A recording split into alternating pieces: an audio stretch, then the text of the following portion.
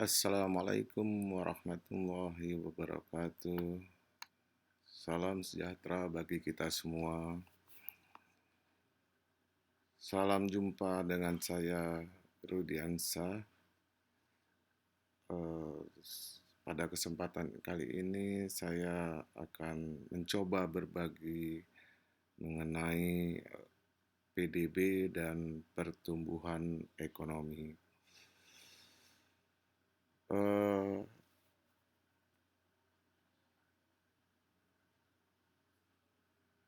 PDB merupakan salah satu indikator ekonomi yang sangat penting dalam perencanaan dan evaluasi. Saat ini khususnya pemerintah sangat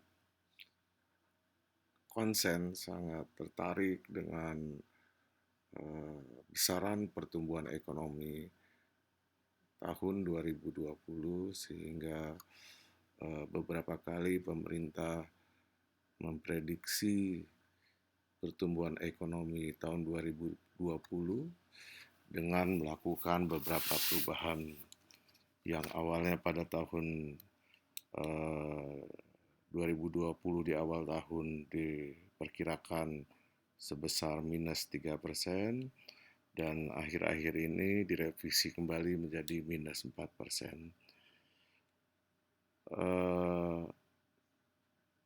Dalam video ini saya akan mencoba menyampaikan sekilas terkait dengan apa itu PDB dan apa itu pertumbuhan ekonomi. Pertama-tama saya akan menjelaskan mengenai pengertian PDB atau produk domestik bruto atau dalam bahasa Inggrisnya disebut dengan gross domestic product atau GDP. Jadi PDB ini merupakan nilai tambah seluruh barang yang jasa yang tercipta atau dihasilkan di wilayah domestik suatu negara atau daerah yang timbul akibat berbagai aktivitas ekonomi dalam periode tertentu tanpa memperhatikan apakah faktor produksi dimiliki oleh residen atau non-residen. Definisi ini atau konsep ini merupakan konsep PDB dari sisi produksi atau dari sisi supply. Sebab ada pula konsep PDB dari sisi demand, ya, yaitu penjumlahan dari permintaan akhir berupa konsumsi rumah tangga, pemerintah, ekspor, PMTB, investasi, dan import. Ya.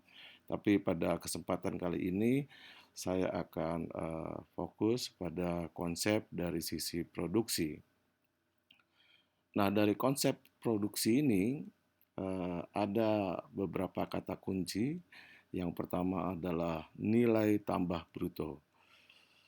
Jadi setiap aktivitas ekonomi pasti menciptakan nilai tambah bruto. Apakah nilai tambah bruto itu? Nilai tambah bruto itu adalah secara matematis nilai produksi barang yang dihasilkan dikurangi dengan biaya yang dikeluarkan. Ya, jadi nilai tambah adalah nilai produksi dikurangin biaya dari aktivitas ekonomi.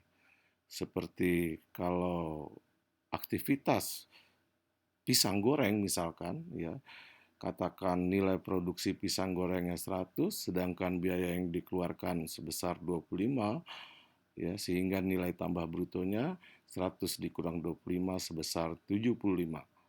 Itu disebut dengan nilai tambah. Kemudian konsep kata kunci kedua adalah suatu negara atau daerah. Jadi PDB ini biasanya dihitung berdasarkan konsep domestik suatu negara, sehingga batas-batas negara atau daerah harus jelas. Ya. Kemudian kata kunci ketiga adalah aktivitas ekonomi. Aktivitas ekonomi ini secara mudah adalah kegiatan-kegiatan yang sifatnya profit oriented. ya. Sedangkan kata kunci berikutnya adalah periode tertentu. Jadi PDB ini eh, biasanya disajikan dalam periode tahunan dan triwulanan. Di Indonesia kita sudah menyajikan PDB dalam periode triwulanan. Kemudian kata kunci terakhir adalah tanpa memperhatikan apakah faktor produksi dimiliki oleh residen atau non-residen. Jadi kalau aktivitas ekonominya ada di Indonesia, ya, eh, nilai tambahnya harus kita hitung, ya, tanpa memperhatikan apakah modalnya dimiliki oleh orang Indonesia atau bukan orang Indonesia. Itu yang disebut dengan tanpa memperhatikan dimiliki oleh residen dan non-residen. Yang jelas nilai tambahnya tercipta di Indonesia, aktivitas ekonominya ada di Indonesia, ya, tanpa memperhatikan modalnya dimiliki oleh orang Indonesia atau bukan orang Indonesia. Nah, ini adalah konsep PDB dari sisi produksi. Berikutnya adalah PDB biasanya disajikan dalam dua jenis. Pertama yang disebut dengan PDB nominal atau PDB atas dasar harga berlaku, ya. Yang kedua adalah PDB real. PDB nominal, ya, atau PDB atas harga berlaku, nilai tambahnya dihitung berdasarkan nilai produksi yang dihitung berdasarkan harga pada masing-masing tahun, ya. Ini disebut dengan PDB harga berlaku. Jadi produksi tahun 2020 kali harga tahun 2020, ya. Kalau menghitung PDB 2019 berarti produksi 2019 dikali harga 2019. Demikian seterusnya. Sedangkan PDB real atau harga konstan ini nilai produksinya dihitung berdasarkan pada tahun tertentu, tahun dasar.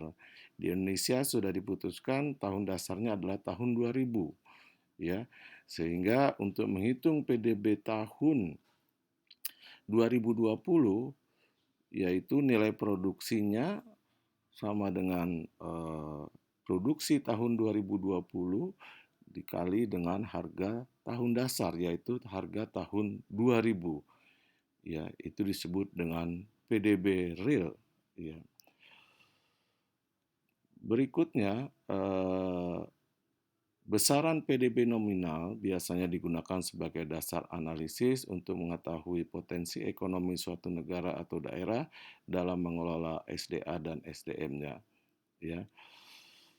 Saya ambil contoh di sini misalkan PDB Indonesia pada tahun 2019 sebesar 15.833,9 triliun rupiah, yang berarti bahwa Indonesia dalam mengelola sumber daya alam dan sumber daya manusianya mampu menciptakan nilai tambah sebesar 15.000 triliun, ya.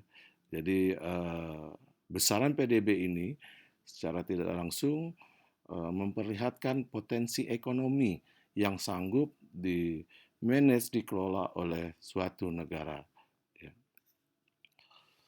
Berikutnya pertumbuhan ekonomi.